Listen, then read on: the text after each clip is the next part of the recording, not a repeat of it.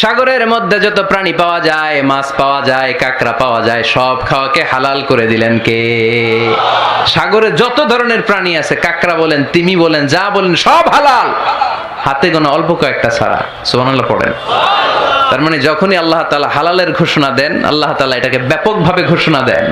আর যখনই আল্লাহ হারামের ঘোষণা দেন কোরআনের ভেতরে, তখন আল্লাহ গুনে গুনে দেন। কিভাবে দেন?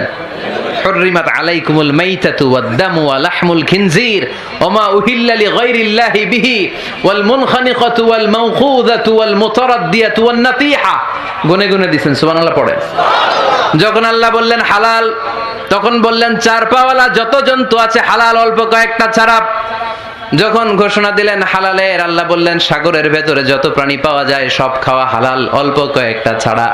কিন্তু হারামের ঘোষণা যখন আল্লাহ কোরআনে দিলেন, তখন ব্যাপকভাবে দেয় নাই, গুনে গুনে দিছেন।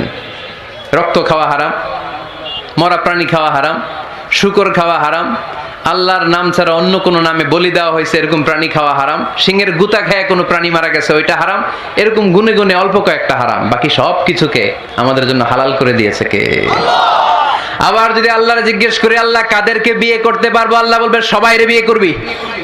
বাংলাদেশের নারীরা বিয়ে করা হালাল, পাকিস্তানের মেয়েদেরকে বিয়ে করা হালাল, সৌদি আরবের নারীদেরকে বিয়ে করা হালাল, এই বাংলাদেশের সিলেটের মেয়েদেরকে বিয়ে করা হালাল, ঢাকার মেয়েদেরকে বিয়ে করা হালাল, চট্টগ্রামের মেয়েদেরকে বিয়ে করা হালাল। হালালের কোনো শেষ নাই। সুবহানাল্লাহ পড়েন। কিন্তু যখন জিজ্ঞেস করলাম তাহলে কাকে কাকে বিয়ে করা হারাম, তখনই আল্লাহ গুনে গুনে 14 জনের নাম বলে দিলেন। পড়েন সুবহানাল্লাহ।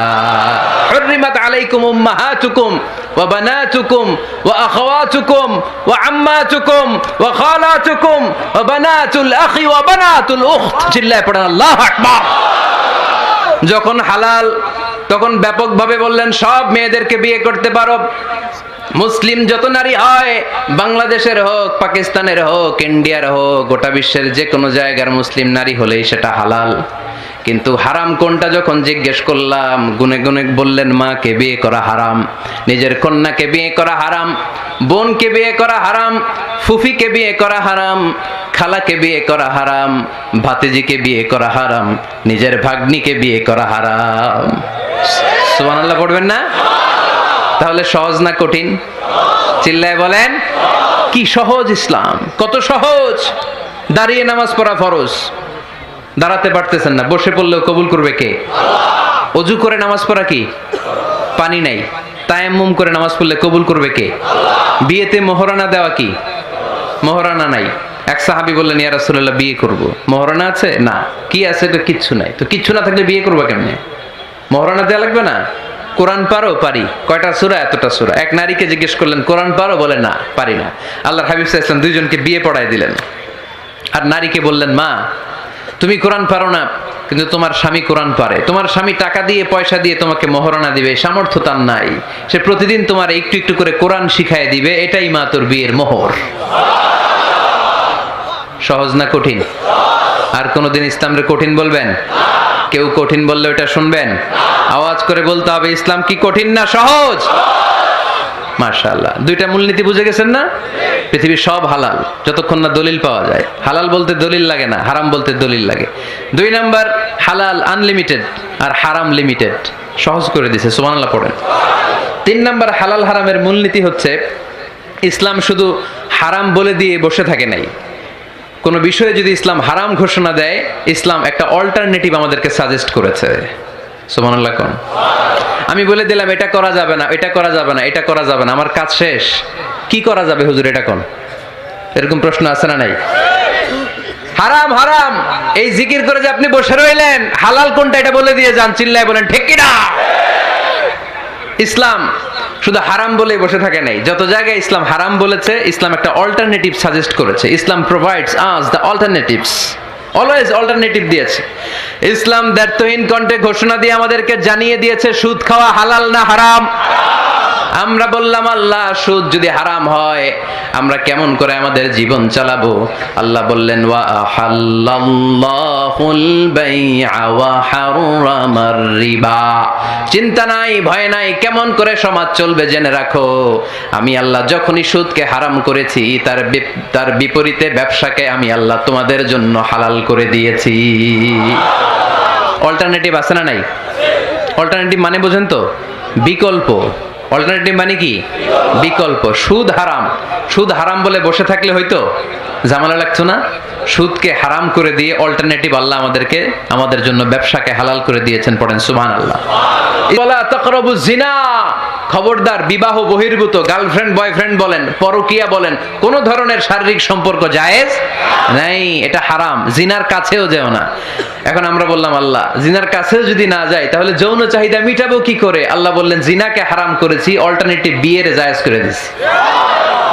আন-নিকাহু মিন সুন্নতি ফামান রাগিবা আন সুন্নতি ফালাইসা মিন্নি। বিয়ে আমার সুন্নাহ, যে আমার সুন্নাতরে ভালোবাসে না সে আমার উম্মত হতে পারে না। এজন্য যুবক ভাইরা বিয়ে করবা। কি করবা? বিয়ের চেয়ে কোনো ভালো কাজ পৃথিবীতে হতে পারে? আমরা গার্লফ্রেন্ড বয়ফ্রেন্ড মানি না। আছে নাকি এদিকে কারো? আছে? আছে না? না, ওই যে কত বড় সাহস, হাত তোলা আবার দুই একটা। এগুলার পুরা দেহটাই কলিজা। আমার সামনে বসে হাত তুলতেছে, আমার আছে, দেখছেন? পুরাটাই কলিজা এগুলার। না, এই জিএফ বিএফ এগুলোর সাথে আমরা নাই। আমরা বিয়ে করব। বিয়ে করলে বরকত দেয় কে? ছেলের বাপ মেয়ের বাপ সহজ করে দেন, সহজ করে দিবেন। কালিয়ারা না? কালিয়ারার ছেলের বাপ মেয়ের বাপ যারা আছেন সহজ করে দেন। ছেলে যদি মেয়েকে পছন্দ করে, মেয়ে যদি ছেলেকে পছন্দ করে, ছেলে যদি নামাজি হয়, কর্মঠ হয়, মেয়ে যদি ভদ্র হয়, বাদ সাধবেন না, বিয়ে দিয়ে দেন। কারণ বিয়ের চেয়ে ভালো কাজ আর হতে পারে না। এই যে পোলাপনের গলার আওয়াজ বেড়ে গেছে। এখন মহা খুশি, এখন আজহারি হুজুর জিন্দাবাদ। এখন আর আমার বিরোধী কেউ নাই এই জায়গায়, সবাইরে হাত করে ফেলছি আমি। আগেও নাই, মাশাআল্লাহ। তো এই জন্য বিয়েটাকে সহজ করেন। খেয়াল করবেন, যেই সমাজে বিয়ে করা কঠিন ওই সমাজে জিনা করা সহজ। যেই সমাজে জিনা করা কঠিন ওই সমাজে বিয়ে করা সহজ। ঠিক কি না? পুরো উল্টো। বাংলাদেশে কোনটা করা কঠিন? হ্যাঁ, বিয়ে করা কঠিন। বিয়েতে ফ্ল্যাট লাগবে, ছেলের গাড়ি লাগবে, নিজের পায়ে দাঁড়ানো লাগবে, 10 লাখ টাকা মোহরানা লাগবে। জিনার জন্য কি লাগবে? কিচ্ছু লাগবে না, টোনাটনি রাজি, তুমি আমি রাজি। অবৈধ সম্পর্ক হতে আর কিছু লাগে না। চিল্লায় বলেন ঠিক কি না? কিন্তু বিয়েতে অনেক কিছু লাগবে, এইটা ওইটা। ছেলেরা কই তুই নিজের পায়ে দাঁড়া, তুমিও নিজের পায়ে দাঁড়ায় দেখাবে, এই যে নিজের পায়ে দাঁড়াইছি। তো এতদিন সে কার পায়ে দাঁড়াইছে? নিজের পায়েই তো দাঁড়াইছে। সহজ করবেন, বিয়েরে কঠিন করেন না। এই যে আমার নানা ভাই আছে, নানা ভাইয়ের এখানে যাবেন, নানা ভাইয়ের মসজিদ দেখলাম, কাবা ঘরের যে ডিজাইন, আর্কিটেকচারাল ডিজাইন, ওই সিস্টেমে মসজিদ। আজকে জোহরের সালাত করলাম, ওই মসজিদে নানা ভাই বিয়ে পড়ায় দিবে। সবাই চলে যাবে নানা ভাইয়ের কাছে, ইনশাআল্লাহ। রাজি আছো সবাই? ওই যে খুশি, সব খুশি। দেখছেন বিয়েটা যে ভালো জিনিস তার প্রমাণ। বিয়ের কথা কইলেই পোলাপান খালি হাসে। এটা জান্নাতি সম্পর্ক। তো এই কারণেই সাইয়েদনা আদম আলাইহিস সালাম আর হাওয়া আলাইহাস সালাম দুইজনকে বিয়ে পড়াই দিছিল কে? এই দুইজন এমন দুইজন মানব আর মানবী, ওনাদের কোনো শৈশব ছিল না, ওনাদের কোনো কৈশোর ছিল না, যৌবন দিয়েই শুরু। এজন্য আগে আল্লাহ বিয়ে পড়াই দিছে। কথা কয় না? ওই মেয়ে আপনার শৈশব আছে না নাই? কৈশোর। আদম আলাইহিস সালামের শৈশব, কৈশোর। হাওয়া আলাইহিস সালামের শৈশব, কৈশোর। জীবন শুরু করছে কি দিয়া? যৌবন দিয়ে। বিয়ের দরকার আছে না নাই? এজন্য আল্লাহ জান্নাতে বিয়ে পড়ায় দিলেন। বিয়ের সম্পর্কটা জান্নাতি সম্পর্ক, বিয়ের ভালোবাসাটা জান্নাতি ভালোবাসা। এর চাইতে পবিত্র ভালোবাসা দুনিয়ায় হতে পারে? তাহলে ইসলাম কোন জিনিসকে হারাম ঘোষণা দিয়ে মুখে কুলু পেটে বসে থাকে নাই, অল্টারনেটিভ সাজেস্ট করেছে। সুদ খাওয়া হারাম, অল্টারনেটিভ ইসলাম আমাদেরকে বলে দিল ব্যবসা হালাল। জিনা করা হারাম, পরকীয়া হারাম, গার্লফ্রেন্ড বয়ফ্রেন্ডের এই কালচার হারাম, তার বিপরীতে বিয়ে করা হালাল।